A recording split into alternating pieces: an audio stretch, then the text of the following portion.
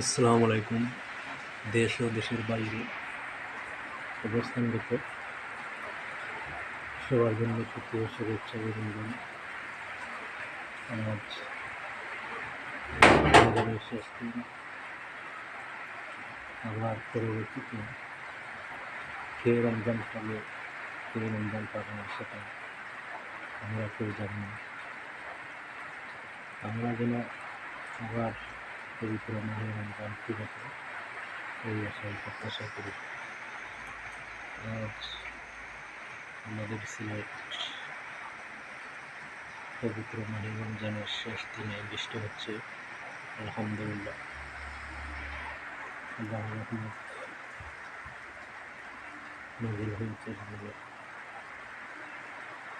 তো আমরা এই প্রত্যাশা করি যে আবার যেন আমাদের মাঝে পবিত্র মাহে রমজান ফিরে আসে।